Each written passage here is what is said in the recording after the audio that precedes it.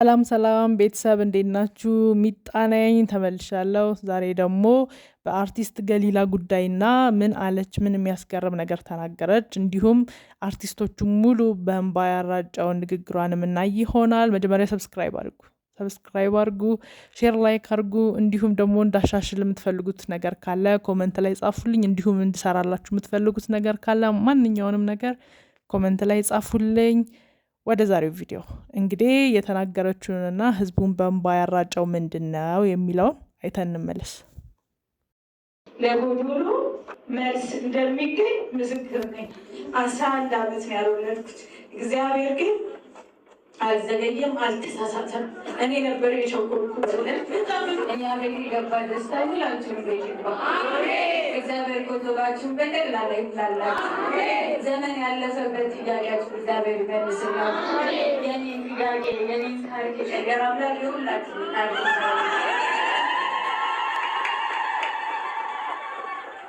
ብዙ ነገር ግን ማመስገን ያለብኝ ሰዎች አሉ። በብዙ ነገር ውስጥ አብረውኝ የነበሩ ሰዎች። ከዛ በፊት ግን እኔን እዚህ ጋር ቆመኝ፣ እኔን እናት ያደረገኝ፣ እኔን ማርያም ትማርሽ ለመባል ያበቃኝ እግዚአብሔር የድንግል ማርያም ልጅ መድኃኒዓለም ክብሩን ሁሉ ይውሰድ።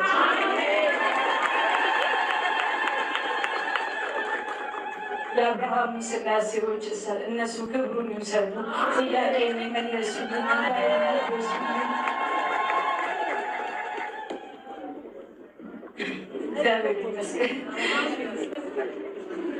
በመጀመሪያ ባለቤቴን አመሰግናለሁ።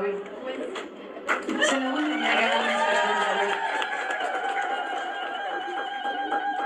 በሰው ሀገር እንደ ሴት ስላረስከኝ፣ ደሜን ስለጠረግ፣ ቆሻሻዬን ስላነሳ፣ ስለሁሉም ነገር አመሰግናለሁ።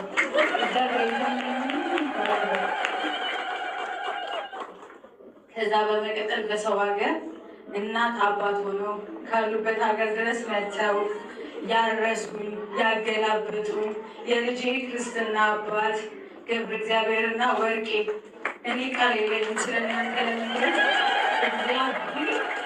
በእውነት ጎዶሏችሁ ሁሉ እግዚአብሔር እንዳላችሁ ለልጆቻችሁ አገኙት ሁሉ ነገር ገርዬና ወደዚህ ጋር ወርቄ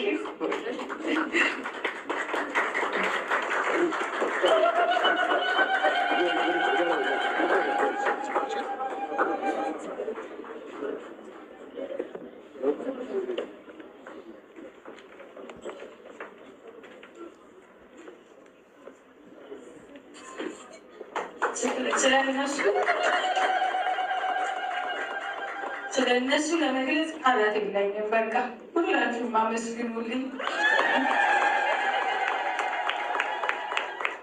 እንደ እናት ሆና ያደረሰችኝ ወርቄ፣ እሱም እንደ አባት ግዴታቸው ቢሆን በጣም አመሰግናለሁ። እግዚአብሔር አይለኝም። ሌላው ቤተሰቦቼን በጣም አመሰግናለሁ። በሁሉ ነገር ከጎኔ ስለነበራችሁ፣ ሀዘናችሁን ላለማሳወቅ ፊት ለፊቴ ሳታለቅሱ ዞራችሁ እያለቀሳችሁ፣ ዘመናችሁን ሁሉ በየቤተክርስቲያኑ የተንከራተታችሁ ላለቀሳችሁ ቤተሰቦቼ እግዚአብሔር እንባችሁን ስለቆጠረላችሁ በጣም ደስ ብሎኛል። እንኳን ደስ አላችሁ።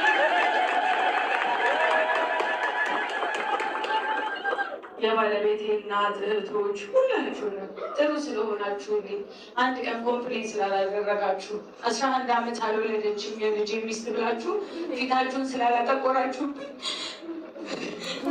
በጌታ እንጀት የሚበላችሁ ባይና መጣችሁ።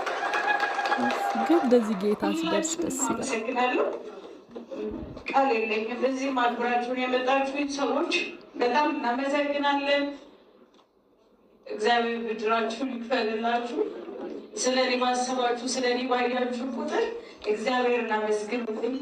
እኔ ለጎዶሎ መልስ እንደሚገኝ ምስክር ነኝ። 11 ዓመት ነው ያልወለድኩት። እግዚአብሔር ግን አልዘገየም፣ አልተሳሳተም። እኔ ነበር የቸኮልኩት። በጣም የሚያምር ቆንጆ ልጅ እግዚአብሔር ሰጠኝ።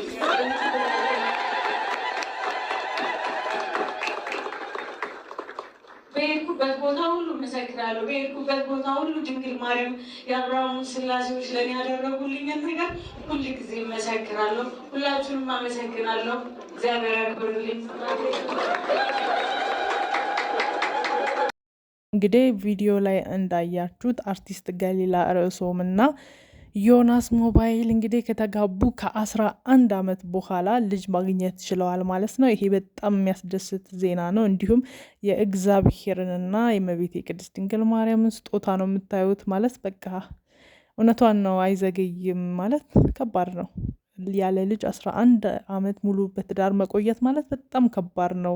እንደምታውቁት ነው የቤተሰብ ጫና አለ፣ የጓደኛ ጫና አለ። ሞር በጣም የቤተሰብ ጫና በጣም የሚታወቅ ነው። በተለይ እኛ ሀገር ልጅ ከሌለ በጣም ከባድ ነው። ቤተሰብ በዚህም በዚህኛውም ወገን የዚህኛውን ጫና ያረጋል፣ በዛም ወገን የዛኛውን ጫና ያረጋል። ማለት በቃ ግጭት የመፈጠር እድሉና የመለያየት እድሉ በጣም ከፍተኛ ነው። እነሱ ግን 11 ዓመት ደግሞ በጣም ብዙ ነው፣ ቀላል የሚባል አይደለም። እና 11 ዓመት ታክሰው ትዳራቸውን አክብረው በቃ ይሄ ትክክለኛ ፍቅር ለእኔ ማለት ነው። ለእኔ ይሄ ትክክለኛ ፍቅርና ትክክለኛ መዋደድ ነው። ምክንያቱም ትክክለኛ ፍቅር ከሌለ 11 ዓመት ሙሉ የመታገስና እኔ እንጃ።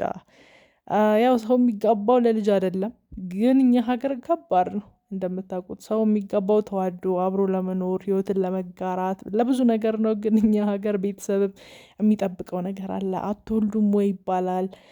ሴት ስትሆን እድሜሽ ይሄዳል ይባላል። በጣም ብዙ ነገር አለው። ግን እግዚአብሔር ጊዜ እንዳለው እና እውነትም እግዚአብሔር ተአምር እንደሚሰራ የምናይበት በእሷ እግዚአብሔርን የምናመሰግንበት ነው። እና በጣም ነው ደስ ያለኝ። እንኳን ደስ አላችሁ አርቲስት ገሊላ እንዲሁም ዮናስ ሞባይል እንኳን ደስ አላችሁ ብለናል። በጣም ደስ የሚል ነው።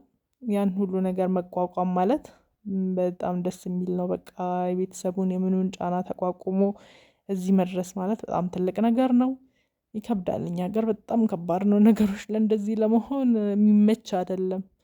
ግን እነሱ ተቋቁመውት ከ11 ዓመት በኋላ እግዚአብሔርም አላሳፈራቸውም፣ በልጅ ባርኳቸዋል። እና በጣም ነው ደስ የሚለው። ሁለቱም በቃ የሆነ የተሰማቸው ስሜት ህዝብ ላይ የሚጋባ ነው። እና ሁሉም ስለሚያውቅ ያለውን ነገር በቃ በጣም ነበር የተረበሹት እንደምታዩት።